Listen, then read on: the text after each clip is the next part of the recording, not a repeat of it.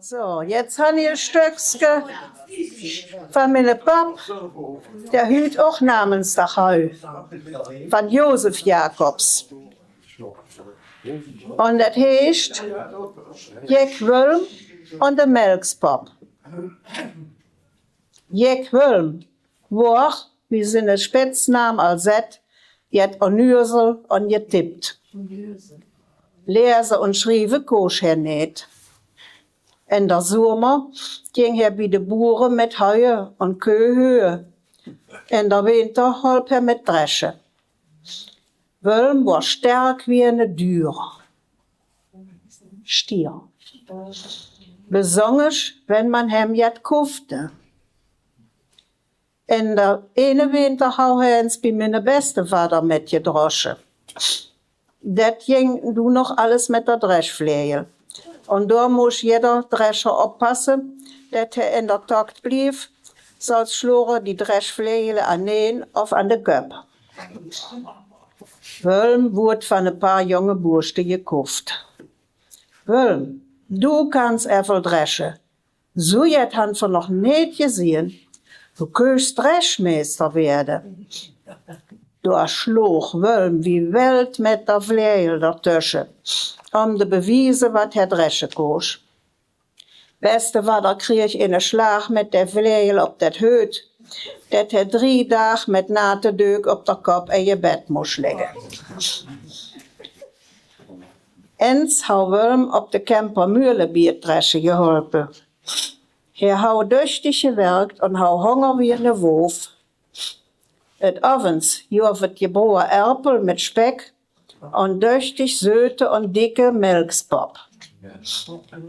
Wülm hau al duchtig in je haue, wie eine von die Mühleburste vor ihm sagt: Wülm, wenn du nu noch in den Telder Pap eten kannst, kriegst du einen Daler.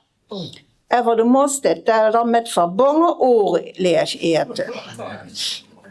Ja, lass mal Jon, sagt Wülm, der Daler ist für mich.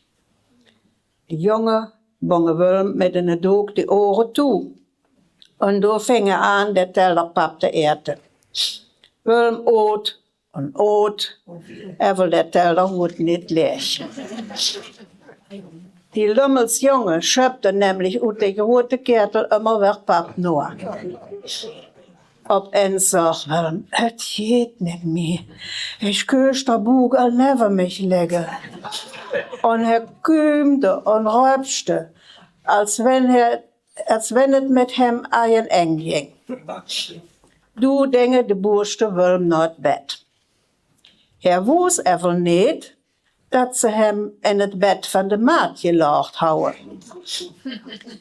Wülm wordt raad jet in gedusselt, da kwam de maat naar haar slaapskamer und zag der Kerl in je bed liggen. Du Schweinhund, brüllte die maat, magst du wel dat ze uit het bed kommst? Sie schlug Wülm mit einer Schluff op den Kopf, wat ze maar koos. Vol Angst sprang Wülm uit het bed, liep in der Hemd, schlüpfte Trabber af und de Dure roet op hem aan. In der Dunkele kwam hem in een vreemde Mensch stegen. Wie der Wülm mit der wette Schlöpp op sich aankomen zag, doch er war, het wär eine Spur. Er schlug het Kreuz und riep: Bist du von Gott, so sprich, bist du vom Teufel, so weiche?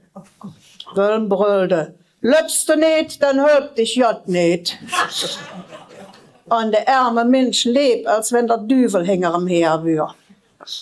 Wenn Wülm later ins das Stückste vertelde, wie er in der Winternacht von der Mühle op hem angelopen war, dann sag er, der Hemd schlüpp, fluch wie ein Siesfahn.